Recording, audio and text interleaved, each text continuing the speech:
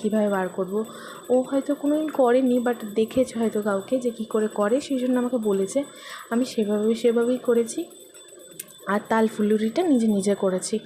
আর এই দেখো আমি ঠাকুরের পুজোটা স্টার্ট করে দিয়েছি। তো দেখতে পাচ্ছ একটা সিনু আড়ে করে ধরছে, একটা লম্বায় ধরছে। তো ও তো বাচ্চা, ও তো বুঝতে পারছে না কী করে ক্যামেরা করবে। তো যতটা পেরেছে অনেক করেছে। আমি ওকে বলেছিলাম যে আমাকে মাম্মাম একটুখানি আমার একটা ভিডিও করে দেবে। তো ও বলেছিল হ্যাঁ মাম্মাম আমাকে দাও, আমি করে দেবো, কোনো চিন্তা নেই। আর সিনুর বাবা আজকে লেট করে একটু এসেছিলো অফিস থেকে, নাহলে ও করে দিত। ও আমাকে কোনো কিছু হেল্প করতে পারেনি, কারণ ওর অফিসে একটু চাপ ছিল, সেই জন্য ও একটু লেট করে এসছে।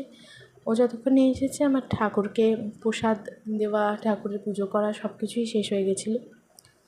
তো এই তো দেখো আমার মোটামুটি করে পুজো হয়ে গেছে। আমি সেরকম মন্ত্র বলতে গেলে কিছুই জানি না, কিন্তু আমার মন থেকে যেটা মনে হলো যে বলবো ভগবানকে, সেটাই বলেছি। আর যেভাবে মনে হলো পুজো করবো সেভাবেই করেছি। এই তো আমি পুজো হয়ে গেছে। তারপরে আমি পুজো করার পরে সমস্ত ভোগ প্রসাদগুলো সমস্ত আমি মানে যাদের আমাদের আশপাশে থাকেন সবাইকে, যাদেরকে আমরা প্রসাদ দিই তাদেরকে দিয়ে আসবো আমি। তো সেই জন্য আমি প্রসাদের জন্য সব কিছু বাটিতে করে নেব। আর এই তো আমার পুজো হয়ে গেছে, এখন আমি শাঁখ বাজাবো। আর সত্যি কথা বলতে কি যে সিনু একবারও ক্যামেরা অফ করেনি, ও একভাবে আমার ক্যামেরাটা ধরে গেছে। ও একটুও মানে অফ করেনি, মানে কি বলবো, আর কিছু বলার নেই। যাই হোক, ও বাচ্চা।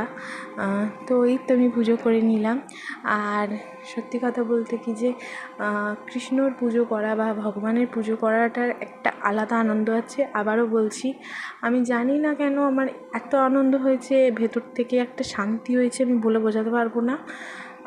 সেটা হয়তো বলে বোঝাতে সত্যি পারবো না, কারণ সেটার মধ্যে যেই শান্তিটা আছে, অনেক শান্তি, সম্পূর্ণ নিজে করাটার মধ্যে আলাদা একটা আনন্দ।